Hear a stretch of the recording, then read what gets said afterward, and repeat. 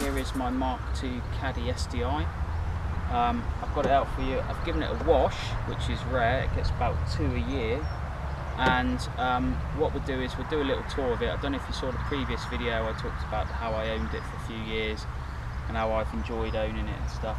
So I'll show you around it, show you some of the problems and maybe plans to fix those, and then I reckon we'll go for a drive and I'll show you how it drives. Right, well, I've switched to my selfie stick and we'll have a little tour around. This is a 2001 and I bought it 3 years ago, 2 or 3 years ago? About 3 years ago. So this is an X-Reg, so it's an early 2001. And as you can see from the badge, it's an SDI, not a TDI. They did 2 diesels, as I said in the previous video. The TDI model, which had about 90 brake horsepower, and this SDI, which I believe, someone correct me if I'm wrong, had about 60 to 64, depending on the engine type. They did a couple of these SDI diesels. Now the S actually stands, no laughing please, suction diesel it stands for, as opposed to a TDI, which is a turbo diesel or turbo direct injection. This is a suction direct injection. And I'll show you what that means when I pop the bonnet in a minute, but it's basically a naturally aspirated direct injection diesel. And they are super economic, these engines, and they put them in all sorts of Volkswagen Group cars. They put them in Skodas a lot, and Golfs I believe, and Polos and Lupos, and they're very economic. And the other good thing about them is they are so tough and reliable. You can rag the crap out of them and they just keep coming back for more. So I'll show you the engine in a minute. It's not without its faults, I'm going to be honest with you, but we'll talk about one of the other problems with these vans, and this is why you don't see so many of them now. And they are a pretty little van in my opinion. I think they do look good, and I can see why the dub scene are taking them a bit more seriously these days and warming to them. But the problem is, most of them, as we can see with mine here, they start to rot on this back end. And what we've got here is some surface rust coming through. Someone's had a go at painting it in the past. It's been under sealed, so it's super solid. I mean, there is no holes or rotten bits on it at all. But as you can see, if this doesn't get treated, it will eventually rot the back end out, I suppose. Another thing to note with these leaf springs, you can see under there, gives it a payload of about ½ a ton. So really practical little van, can carry a fair bit in the back. We'll have a look in the back in a minute, but it's full of rubbish and it's very dirty in there because it's been used as a builder's van and electrician's van, so it's not particularly clean. And then we come around to the front, and it's the Polo front end, of course, except it isn't. It's slightly wider than a Polo, so this bumper is different. The lights are the same, the grille's the same, and I suspect the bonnet is probably the same as well. But they are a little bit wider than a Polo. This one's got some unusual wheels on it. These are actually Seat Cupra wheels. A friend of mine gave me these, and I replaced the rather knackered steel wheels and put some VW badges in the middle, which are looking a bit nasty now. Trouble is, 2 of them have been left in a garden for years and years, and the beads are not sealing particularly well, and now I've got punctures. Well, they leak air, so I think I need to get that one sorted, but it's nothing that can't be fixed.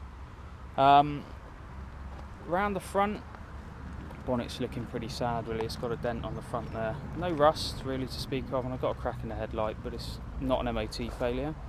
A few dings and marks, but it's a van, hey, and it had all these when I bought it.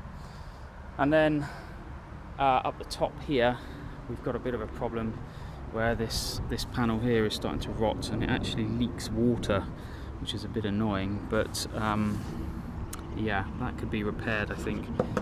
And again, it's not particularly terminal, it's a fairly small hole, could be repaired quite easily. We've got a nice broken driver's mirror.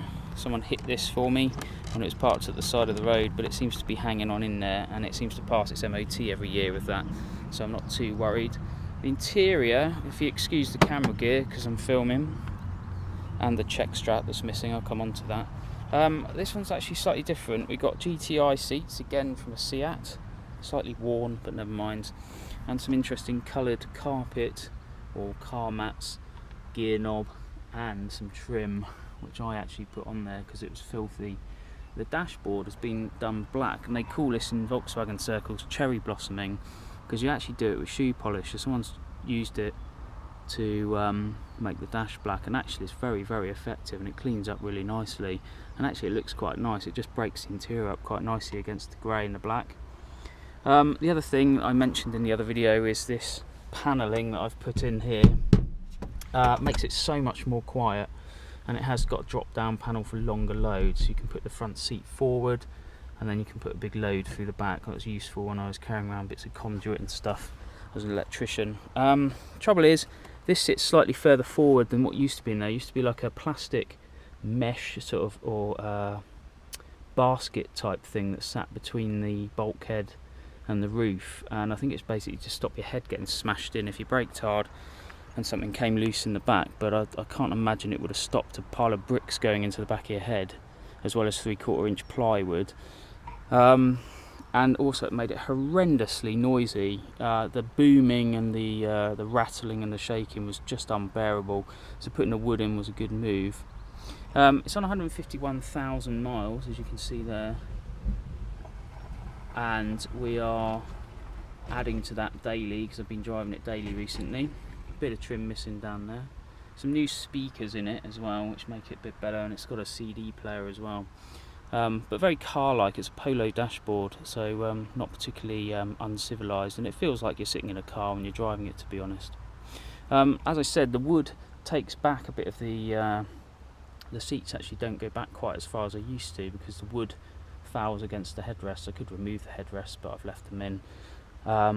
The basket bit used to sit sort of further back into the cargo area to allow the seats to go back. So if you're over 6 foot, it's a bit cramped. I'm 6 foot, so and I just about fit. So yeah, not a van for tall drivers. We've got a missing check. We haven't got a missing check strap. We've got a broken check strap here, and I have got a new one of these. So I'll do a video of me fitting that badly, probably, and I just need to get around to putting that in. So we'll have a look in the bonnet. I'm just going to stop the camera and we'll come back, and I'll just show you this this SDI engine, and just show you a few features of it. Right, well, let's have a look at this SDI engine. Apologies for the noise, by the way. I'm quite near a main road, and actually it's a bit noisy. It's that time of day, unfortunately. It's a bit grubby under here, so apologies for that. But if you just look at it, this is the non-turbocharged diesel engine, and very simple it is too. Look at the space you've got compared to a modern engine, and it is quite a compact and neat little unit as well. I'll just get this bonnet catch up, and we will have a little look at some of the features on it. So the SDI is suction diesel, as I've already said, and this throttle body is vacuum operated. It's very unusual. I suppose more common for an older diesel. Has a little vacuum in there, and it opens and closes the throttle, as you can see. A few problems with this one. It's got an oil leak, which has been fixed once, as I mentioned I think in the other video, and it's coming from down the front here, just below these hoses. There's an oil cooler, one of what VW would call a heat exchanger, and rather than having an air to oil cooler like a lot of high performance cars, these Volkswagens actually have a water cooled heat exchanger, and the oil circulates through that, and the coolant from the engine goes alongside that and cools it off. It seems to be leaking down the back. I don't know if you can see down there, it's a bit oily, and I have repaired it before and put a new seal in. You can just see the oil filter sat just down there, and it was okay for about 6 months with the new seal, and now it's become problematic again. So I think it probably just needs a new oil cooler. Other problems I've got is I've got a noisy auxiliary bearing on the belt, the alternator belt, or a tensioner bearing, sorry, on the auxiliary belt, which needs replacing. Again, it has been repaired once, but it's just getting very noisy again. It shouldn't be a difficult job. There's loads of space, and also it's fairly cheap. Cam belt driven, or belt driven timing system, as opposed to a chain driven, and again, super easy to change on this. It's had a cam belt, as the old one was literally on its last legs, so that's been replaced. It had a service a while back, You could probably do with another service actually. The inlet manifold's really oily, and there's some tape around this hose here, so I'm guessing it's leaking. And this seems to be a breather system for the engine, which needs looking at. So perhaps something for me to check at some point. Seems to be a lot of oil leaking underneath it, so I'm guessing that pipe could be cracked. Whether you can buy them remains to be seen. We could probably make one actually, but that's we'll do another video on that. One of the problems I have with this van is a high biting clutch. Now I don't know if it's the clutch plate that's wearing, likely at 151,000.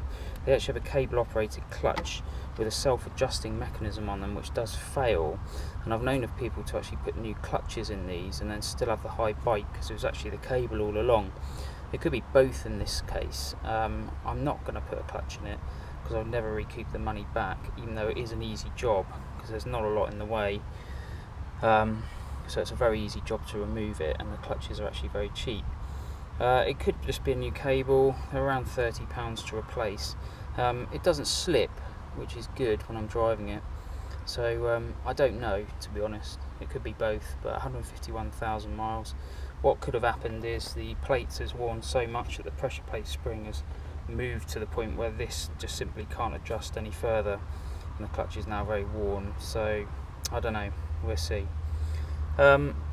So that's the engine. Good little engine, economic, direct injection, and I think now we should go for a drive. So I'm going to close the bonnet and we're going to hop in, we're going to go for a drive.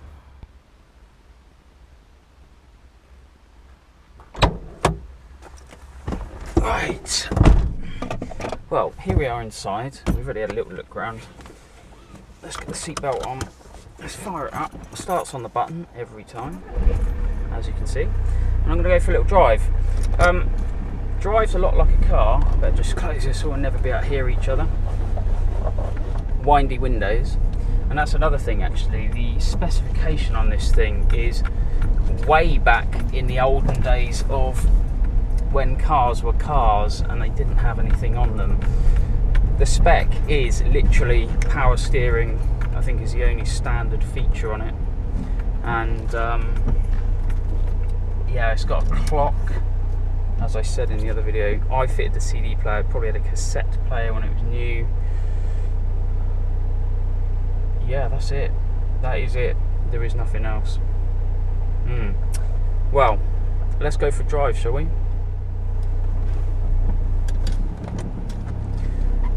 Now, this model Caddy was actually replaced in 2004 with a far more van-like model, and it was just a completely different machine, much bigger and much more focused on the topic of being a van. Really, this was more of a, oh, we need a small van, so let's use the Polo platform, and then we'll go with that. I'm just going to get out of this junction and then I'll talk to you, because I keep having to look away from the camera. Right, well, sorry for cutting away there. I just wanted to get on the road. It's like literally rush hour, and the roads are very busy, and I didn't want to be looking away from the camera. I was just pulling out of a massive junction. So what I was going to say is, this was replaced in 2004, this model of Caddy, with a much more van-like model, and by which I mean it wasn't just a Polo with a box on the back. It was a genuine van, and much bigger as well. And they do feel more van-like to drive. I have driven a couple of them, and I think that kind of takes away from the charm of this one. It does, it's just a funny little thing. It just feels like a car. It feels like you're in a car, but you've got this big box on the back. And as a result of that, it does handle like a car. It's really, I've driven a lot of vans in my time, and they all feel really sort of cumbersome almost, and a bit lethargic in many ways. I know modern vans are very fast, but this just feels more lively, it feels more car-like, and it just feels more responsive to drive, and I love it for that. As I said in the previous video, it really does feel good to drive something with very little horsepower these days. I know that sounds crazy, but you're so involved with making this thing go that actually it's a load of fun, and you really are thinking about what you're doing the whole time. You're maintaining speed, and overtaking manoeuvres become a real mission, as it were, and I love it for that. It can frustrate as well. Obviously having power is nice. Maybe the turbocharged version would be more fun, but actually this is good enough. And yeah, it goes well. It slips through the gears. There's a little bit of a balk on fourth, so I think it might have a bit of a worn synchro on fourth, but if you're easy with it, it slots away nicely. And that's another job I need to do. I don't know if you can see it on the camera, but this gear lever is very flobbery and, I don't know, loose. And I think the nylon bushes underneath that just support the mechanism have just deteriorated, so it's just sort of sat wobbling around in its selector.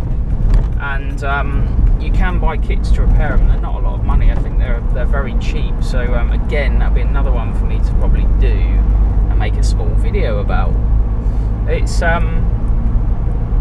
and that's the nice thing about these vans. They're so cheap to buy bits for.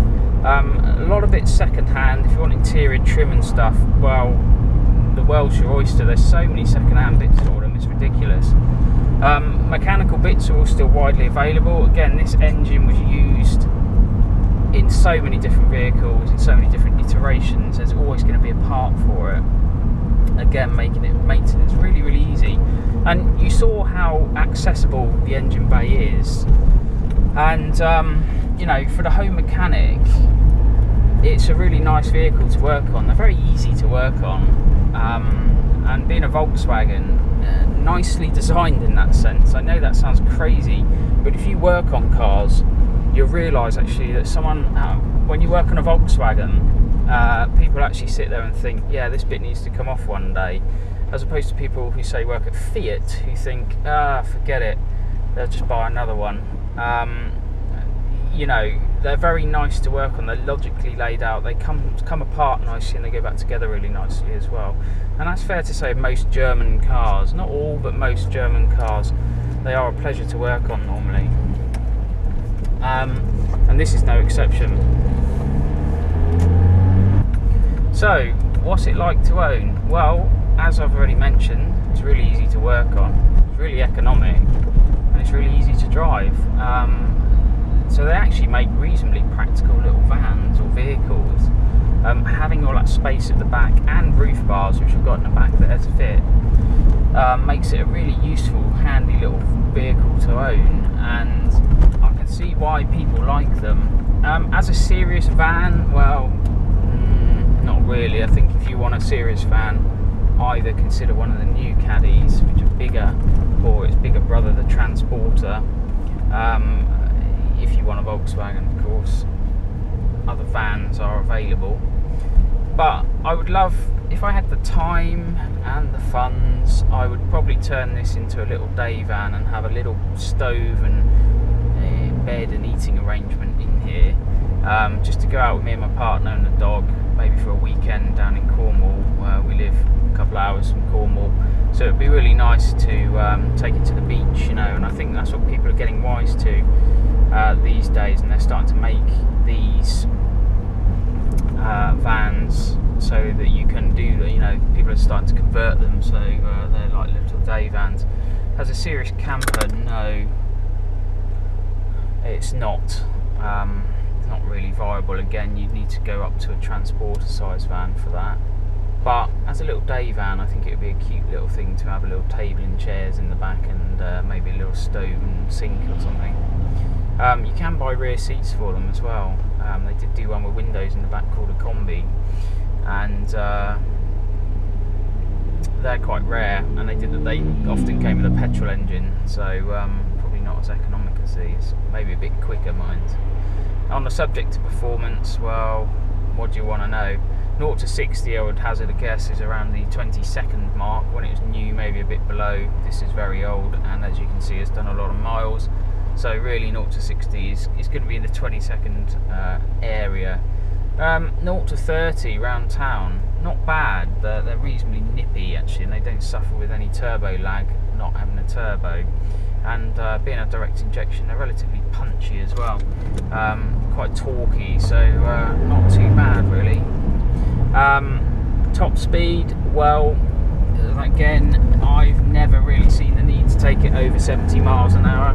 I may have crept over the limit slightly once in a while, up to around 75, possibly even 80 miles an hour when overtaking something, but it's happier sat around the 60 mark. It'll clip along at 70 all day long, no worries, and there's no questions around the engine's ability to do that, but actually more comfortable doing sort of 65, 70 as opposed to any more. If you really pushed it, I guess 90 might be on the cards. 100, well, I think you're asking probably a bit much of it there, and I think you'll probably find the engine will get quite thrashy at that speed, because you've always got to remember this is not a Polo, it's a box on the back of a Polo, and that box is not the most aerodynamic of shapes, despite the hump above the cab here, which has a handy shelf in it incidentally, which I'm not sure what's in the shelf actually. Have I ever even looked in this shelf? No, it's empty and filthy.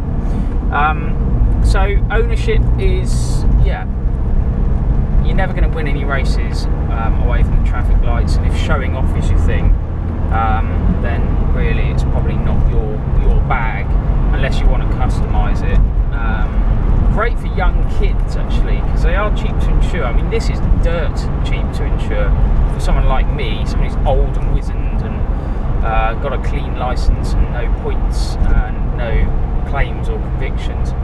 I pay £120 a year to insure this. Admittedly, I do limited mileage in it, less than 5,000 miles a year in it, but £120. So for a youth to insure it, I can't imagine it's not going to be cheap, but it's not going to be horrendous either. And imagine taking your mates out. If you convert the back, taking your mates out, it would be really good laugh. So, and the custom scene, if you can afford the insurance, of course, because you do need to declare modifications, chaps.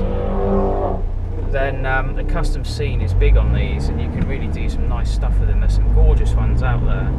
And actually, if you want performance, if performance is your thing, if you can find a Seat Ibiza Cupra Turbo, one of the 1.8 20 valve turbo Seat Ibizas, then I can tell you now that the whole front end of that car bolts onto one of these, and as a result of that, you will get 150 brake horsepower and some serious performance out of it, and people have done that. I'm just going to stop the camera because the car in front appears to have just blown up. It's absolutely stinking. I'm going to go this way because there's the BMW and it's like a smoke screen in front of me. Absolutely horrendous. Injector's just gone on it or something. So I'm going to come back to you. So what we're going to do with this one? Well, it needs to go, as I said in the other video. I can't really warrant keeping it. I've got another car on the cards, and there'll be a video about that one, which will be coming in mid-July. And I have got another 2 cars as well. Again, possibly videos to follow on that as well. So I can't really justify keeping the little Caddy, so it's going to have to go. I've got a couple of people who are interested but not interested, and they might buy it off me. I don't know what it's worth. I think it's probably worth between £500 and £1,000, and that's just purely because whilst it's a great runner, as you can see, and I use it daily, and it's got an MOT and everything, it's not exactly a minter, is it? I think I'll do a few jobs on it. Jobs to do, which I'll probably do videos on. I think it needs some rear brake shoes. I think they're getting a bit low as this handbrake is reaching for the sky. So the cable certainly needs a bit of adjustment, but I suspect it's because the shoes on the rear drums have worn away. I don't think I'll bother with the oil leak. I think I'll let the new owner do that. I'm gonna fit the check strap I might have a look at the oil leak, I haven't decided yet. What I've got to weigh up is whether I'll actually get any money back on it if I do all this work, and the thing is, I don't think I really will. It's not worth my while investing the money in it.